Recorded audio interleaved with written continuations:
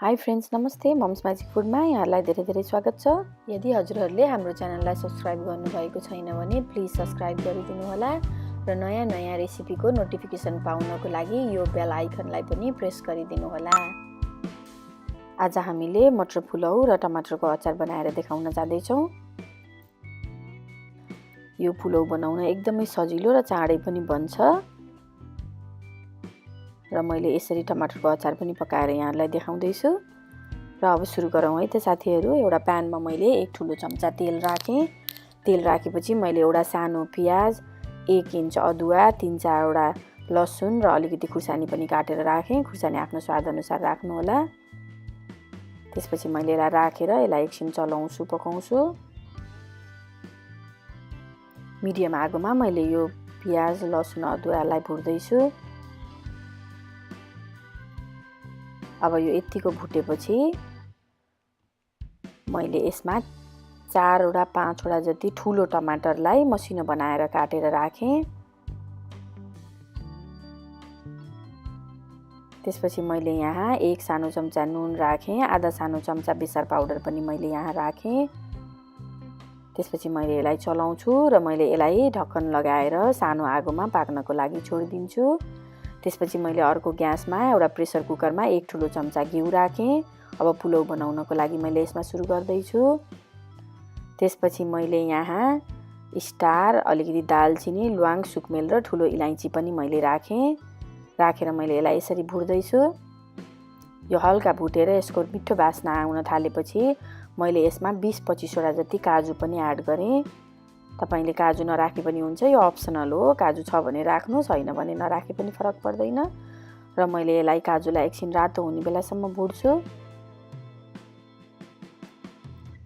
यतिको भुटिसकेपछि, यतिको रातो देखेपछि मैले यसमा अब रातभरि भिजाएर राखेको 1 कप मटरलाई मैले यसरी यहाँ राख्दैछु।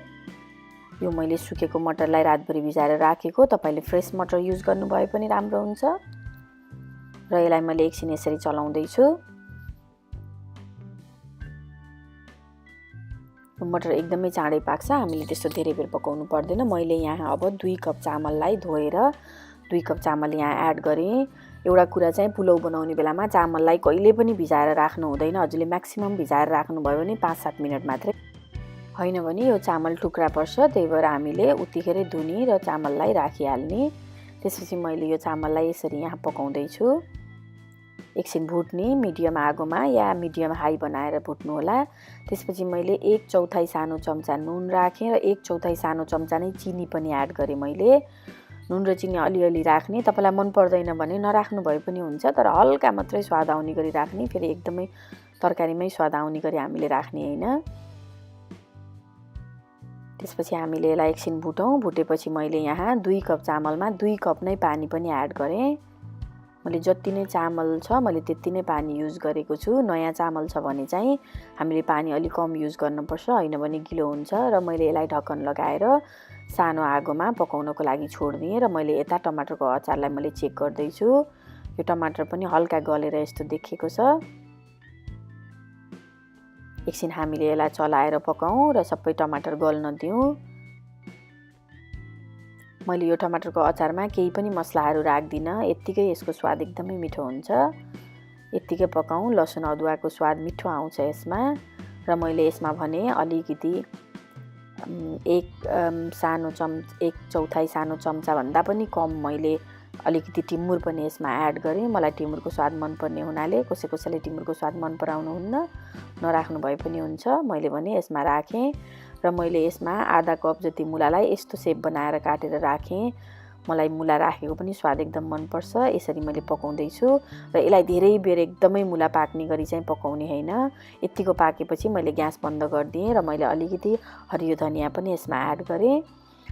ल यो टमाटरको अचार खानको लागि रेडी भयो। अब यता मैले प्रेसर कुकरमा हेर्दैछु, यसमा 1 सिटी पनि लाग्यो। र मैले 1 सिटी लागेपछि यसलाई 5-7 मिनट छोडिदिएर यसको हावा आफै जान दिएर मैले ढक्कन खोलेर मैले चेक गरेँ। हेर्नुहोस् त कस्तो राम्रो देखिएको छ पुलाउ, बास्ना पनि मिठो आएको छ। तपाईले पनि यसरी नै बनाएर सर्भ गर्नुहोला र आफ्नो फ्यामिलीसँग इन्जोय गर्नुहोला। मैले भने यसरी सर्भ गरेको छु। हामीलाई यसरी नै माया गरिदिनु होला र लाइक, कमेन्ट र सब्स्क्राइब पनि गरिदिनु होला। Thank you for watching.